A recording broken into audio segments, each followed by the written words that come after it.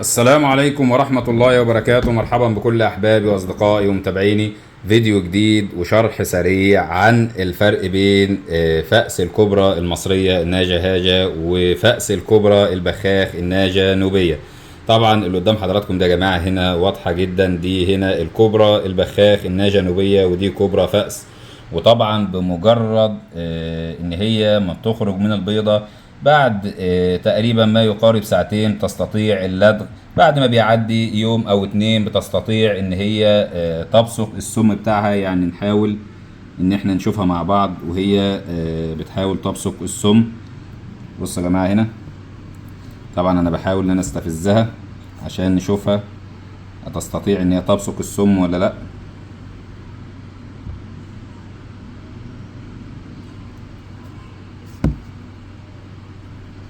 طبعا هي كل ده لحد دلوقتي بتحاول ان هي تحافظ على السم بتاعها، ولكن زي ما حضراتكم شفتوا بمجرد ما حست بقى خلاص ان الموضوع بيشكل خطر عليها ابتدت ان هي تهجم وابتدت ان هي تبصق السم. طبعا هي عشان صغيرة فاستخدامها لبصق السم ما بيبقاش كتير زي الكبرى الكبيرة. وكذلك الامر برضو الكبرى المصرية، يعني وهي صغيرة كده استخدامها برضو للعض وحقن السم ما بيبقاش كتير زي الكبرى الكبيرة، ولكن برضو بتستطيع ان هي تستخدم نفس الاساليب اللي بتستخدمها الكبر الكبيرة بالظبط. طبعا انا بحاول ان انا احسسها بالخطر عشان نشوفها وهي بتبصق السم.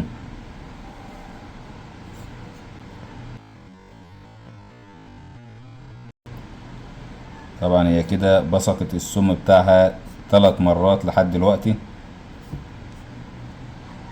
طيب عشان ما نجهدهاش اكتر من كده، احنا عرفنا ان هي تستطيع اللدغ وتستطيع ان هي تبصق سمها.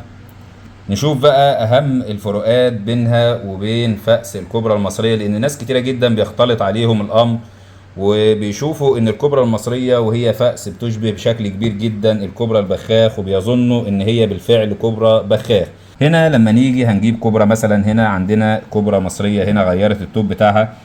هنا يا جماعة لما نيجي نلاحظ اول فرق باين جدا بين الاتنين، ان الكبرى المصرية كلها لما بتطلع من البيضة بيكون لون الرأس عندها اسود بالكامل، حتى لو اللون الاسود ده بيكون باهت شوية، ولكن بيبقى موجود في كل الكبر المصرية اللي بتكون صغيرة او خارجة من البيضة. في حين ان الكبرى البخاخ ما بيجيش ابدا بلون رأس اسود. يعني الكبرى البخاخ لازم لونها لون الرأس بيكون نفس لون الجسد، هي ما عندهاش غير الطوقين اللي هم موجودين باللون الاسود دول. وطبعا سبب ان الطوقين دول بيبقوا مستمرين معاها لحد ما تكبر ان الكبرى البخاخ لونها ما بيتغيرش كتير.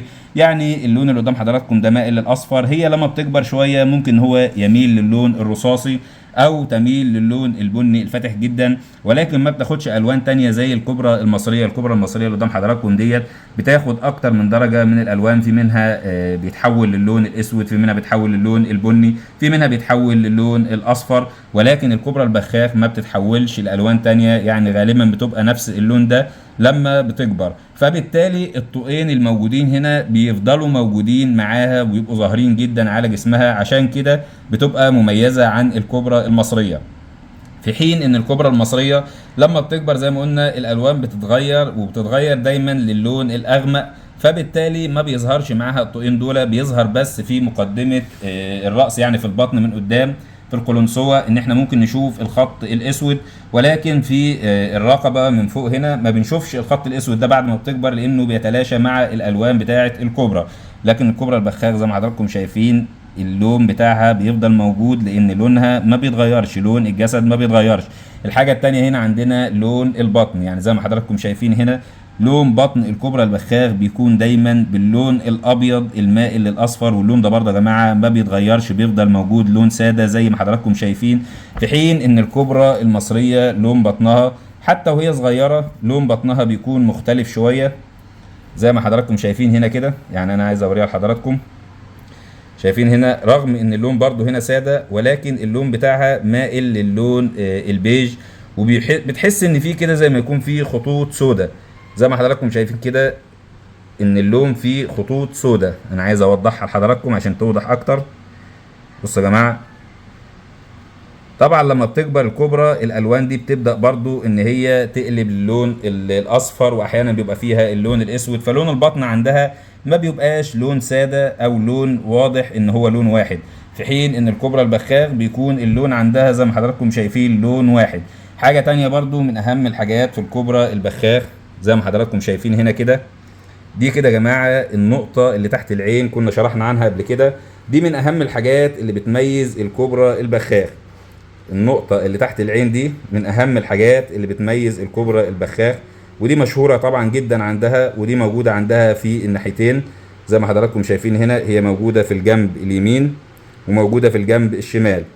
دي طبعا مشهورة جدا عندها، وبما ان هي لون الرأس عندها ما بيبقاش باللون الاسود فبتبقى واضحة جدا فيها وهي فأس، على عكس الكوبرا المصرية. لما نيجي نبص هنا على الكوبرا المصرية مش هنشوف اي خطوط تحت العين، لان اصلا كده كده لون الرأس عندها اسود بالعين بكله، فبالتالي مش هيبان معاها اي خطوط نهائيا. حتى لو هي بعد ما بتكبر بيتحول مثلا اللون الاسود ده بعد كده بيتلاشى، وممكن تظهر خطوط تحت العين تشبه الكوبرا البخاخ، ولكن ما بتبقاش موجودة باستمرار.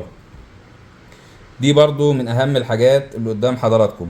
هنا الكوبرا البخاخ ده يا جماعه، رغم ان هي دلوقتي في الوقت الحالي عندها طوق واحد اسود، ولكن في الغالب بيكونوا طوقين، ما بيبقاش طوق واحد.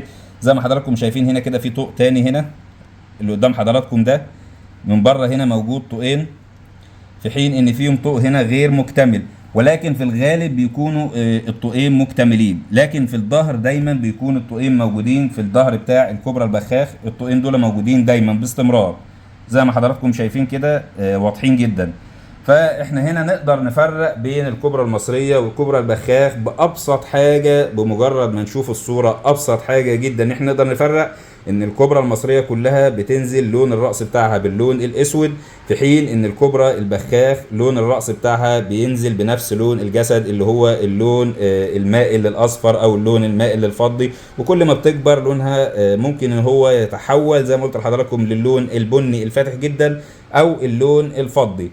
لكن الكوبرا المصرية زي ما حضراتكم شايفين جسمها حتى بيبقى عليه وهو صغيرة كده بيبقى عليه نقشات بتبين الفرق بينهم. يعني دايما الكوبرا المصرية وصغيرة بيبقى عليها النقشات اللي حضراتكم شايفينها، في حين ان الكوبرا البخاخ جسمها بيكون سادة جدا.